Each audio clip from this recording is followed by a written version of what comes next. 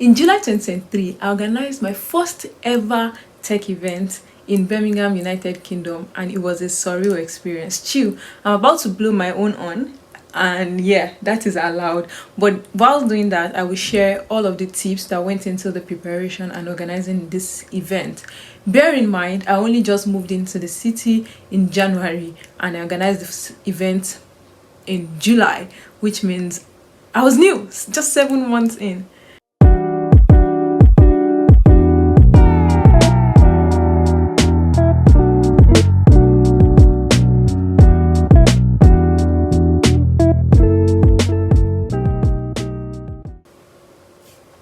My name is Deborah Dada. Thank you so much for clicking on this video to watch.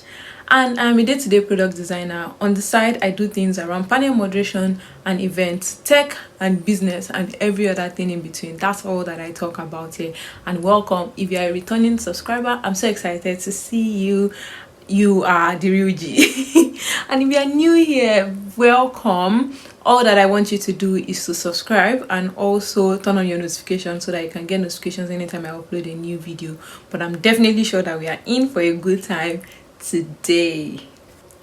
So yes, my first ever tech event, it happened in July 2023, like I said, and the name of the event was called Tech Meet Up Birmingham, and it was not my idea. So let me give you a little bit of backstory. This was entirely Victor's idea. Victor used to organize tech events back in Nigeria, which is my home country, and it was his idea to see how we could replicate the same thing in this new community that we have found ourselves in.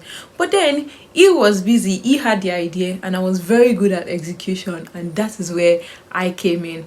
This event was supposed to be a pseudo event for us to get licensed to organize Google developer groups in Birmingham, which none of it actually existed before we moved into the city. So it was a very good match of the visionary and an executor, which is me in this case.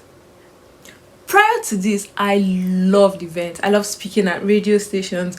I used to speak at TV stations back in Nigeria. I just like anything that involved stages, you know, big depths, big stages. And it was something that I really looked forward to because I genuinely enjoyed speaking at it, which meant that I had prospect of being able to build something together. And this is how I see events in my head. I see events as a location, speakers, and audience. So it's a merge of three different things. How do we bring audience together to listen to some people, which we'll call speakers, in a particular location? So those are the three main attributes that made up an event for me. And this is the hierarchy to which I will use to talk about how I organize this event: location, the speakers, and the audience. So yes, first, location. I'll dive well into that point for you. You see, the event could have just been a virtual event and nothing would have really been wrong with it. But for my kind of person, I wanted something physical. I wanted something that would hold water in the minds of people for a really long time. And that's why I opted for a physical event. And yeah, I searched online. I began to look for event centers, and I was seeing prides in the thousands of pounds. And I'm like, okay. It's like I'm not ready for this. This, of course, was very much unaffordable for me. Bearing in mind I was job hunting at the time, and it didn't make sense to spend that amount of money on a venue for a one-day event. So what did I do? I reached out to a community of Tech Nation alumni that are in Birmingham, and I met Blaze. So a little background about Blaze. We call Blaze Ballet of Birmingham or Ballet of Brom because it was one of the first set of Nigerians with Tech Nation visa that moved to Birmingham, and they built a community right from there. So they were friends that were friends of families that they built a community just around the fact that we all had that global talent visa, and that was where I met Blaze. So I reached out to Blaze and like, oh Blaze, we're trying to do this, and Blaze was like, oh, say no more. He linked me up with Stephanie, which is one of the directors at iCentrum Aston Place rather. So she was able to help us secure a venue at iCentrum. This was more like a communal space in the environment, very close to the Aston University, and it went for just like it went for a really small price because we just paid for security and for cleaners that we're going to clean up at the end of the event. And the key point here is, I know everyone says start with what you have, which is absolutely fine. I mean, there's times in life where you can start with what you have, but for me, or I would rather say, start with what is possible. Check out for what's the best quality of what you can have and use that rather than settling for just what you have, because this could have just been a virtual event and it could have just gone by in the minds of people. And you know how we react to virtual events. You're probably just muted somewhere, your video off somewhere, and you're not paying total attention. So we wanted to have everyone's undivided attention, and that was how we secured the venue. Shout out to the entire team at iCentral, because it was mind-blowing. The venue was one of the highlights. So once we secured the location, it was next to look for the speakers. And the backbone of any strong event is the quality of the speakers that are coming in, and the quality of a speaker is in the value that they are able to provide. Bear in mind, 7 months in, I barely knew anyone, and I wanted this event to be as diverse as possible, meaning that because I'm from the Nigerian community does not mean everyone in the event has to be Nigerian. So I needed to look for a way to get into the Asian community, to get into the British community, to also have people coming from there. So I created a call for speakers form, which we put out there. And sincerely, I was amazed about the quality of people that actually applied to speak. We had founders of different startups in UK that applied to speak. We had top talents as well that applied to speak, and I will tell you about the people that we later went with. The structure event was for us to have 2 keynote sessions and 1 panel session. 1 keynote session is dedicated to founders in tech, 1 keynote session is dedicated to talent in tech, and the last panel session is supposed to bring everyone together to have a great conversation and also answer questions. So once I received recipients and results or responses from the call for speakers, I decided to go through each and individual profile that I found on it. And from this profile, I was able to find someone that was a great fit for talent, someone that was a great fit for founders, and people that had a good blend of both founders and talent for the panel session. And I will give you another hint of what worked for me here. So I spoke with Blaze. Blaze introduced me to Davis Okewo. He's a very huge entrepreneur in Birmingham here, and he advised and recommended that I have a steering team. And you don't want to know how I have applied having a steering team to multiple areas of my life. So what's a steering team? It's just supposed to be those guys that steer you up or you're accountable to at different things that I did. So Davis introduced me to his co-founder Janani, and Janani is Indian, and she was also able to help me come on board, and she was willing to be a part of our panel session as well. These 2 people already gave me access to the Black community and the Asian community for this event. One thing I do not joke with as a person is the quality of the people around me and the network of people around. I do not joke with it, and I think I learned that from this particular event, how the people around can actually make or mar the things that you want to create.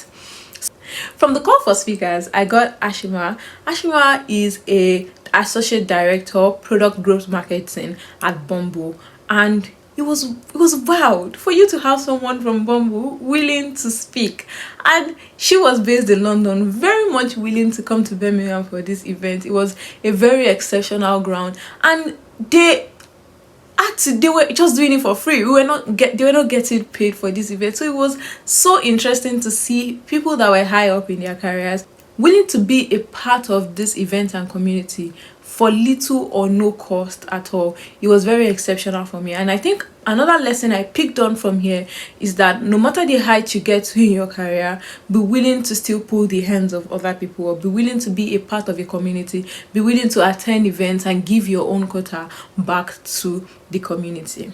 Ashima spoke on essential tech skills for success, and one profound thing she mentioned during this session is that the best time to look for a job is when you are not looking. And I tell you that I'm really applying this to my life at this time, because the job market in tech, you all know how it is at the current moment. And our session was so inspiring. There was so loads of feedback, loads of great feedback during the session. The second session for founders was taken by Francis Osifo. He is the CEO of Razer, and he was also a member of the Tech Nation alumni community. So he was so interested to also be a part of this. And this is from someone that has founded multiple companies that have raised millions of dollars in the past. To have these people come on board and willing to give a speech was so inspiring for me. He spoke on understanding the game, and this is for growth for different startup founders, and people really enjoyed this session because it later turned into a very interactive session. You wouldn't believe it. And the last session was the panel session that it had Maxwell, he had Stepan, he had Janani, and I think Hashima also joined them to answer this question. And it was just loads of discussion, and I think a lot of people really enjoyed it. And this is for speakers and how we went about leveraging on my community to get the speakers. Now let me take you through the journey of getting the audience, which I think will be the most difficult. So two things I tried to focus on was the platform to which I'll get this, the social platform or the online platform we will get audience from, and the physical platforms we will get audience from. So those are two areas I knew I could get people from. And one was creating Instagram dedicated to this event, and also a LinkedIn dedicated to this event, and leveraging on reposts from my own personal account to actually drive this. So I created an Instagram, and I tell you, it's the most aesthetic Instagram page I have ever managed, because I was responsible for designing and also uploading and also keeping track as well of everything social media. And yeah, it was mind-blowing for me, because a couple of days I was scrolling through that Instagram and I was proud of myself over again on how that page really looked like. And that really helped us, a lot of people come for the event as well. And by the way, it was a free event, so we just uploaded on Eventbrite and people were able to sign up for free. So that was just another thing that really helped, because of course people were not going to pay, so it was free value. And yeah, they were willing to come, and it really amazed me the amount of people that are actually willing to be a part of something like this in United Kingdom. They just want to leave their house, come and commune, or have like a community of people that can relate to their career and professional life. And it's something that I would do over and over again. Another way I got audience was to leverage on, I printed physical flyers where we give to people randomly. I was able to distribute these flyers in church, some we distributed at the gym. I know Victor also did share some just around with communities of people that were really around. And yeah, this was also a very exceptional experience. Now that I have talked about the main points, which is the location, the speakers, and the audience, there are two major things that I also want to touch point on. One is, how did I raise money for this? Of course, I did not have much in my own personal purse to fund this, and again, I leveraged on relationships.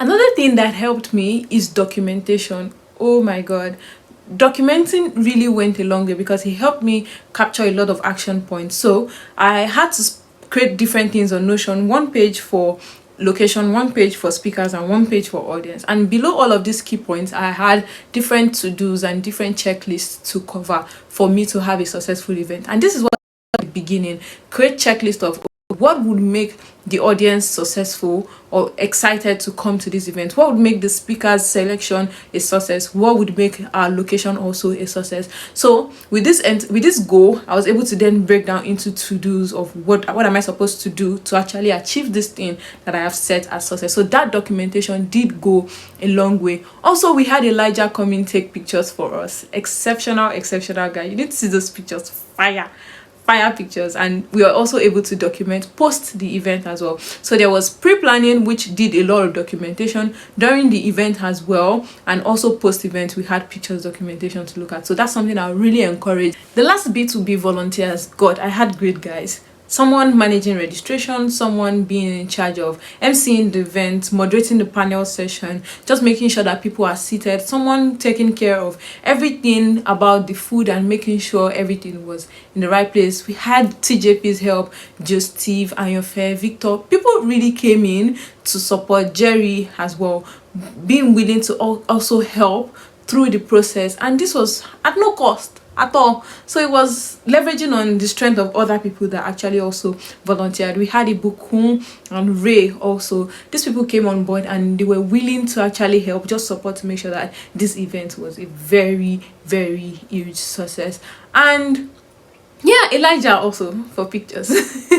I said that before. So yeah, that really made the event such a very successful one. And most of them were also able to add it to like portfolios of things that they have done before, which we don't know where it can come in handy in the future, being that you have been a part of something very small and you were able to contribute your own quota to it. I think that's very exceptional. I hope that this I've been able to mention points, salient points that you find really useful and you think would be able to help you in planning something that you're doing, whether now or in the future, or putting together something. I hope that these structures or the tips that I have used are valuable to you, and I hope that this channel generally is valuable to you. My name is Deborah. I talk about everything tech, business, events, and every other thing in between. I also have a section of this YouTube channel that is dedicated into bringing talent over to my couch, and we ask them questions and we just talk about their career generally. It's always like very, very interesting.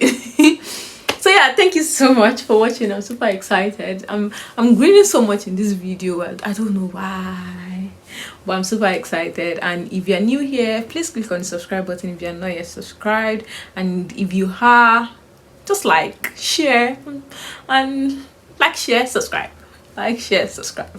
But yeah, I'm sure that I will see you on the next one. Remain in God, and God bless you. Bye.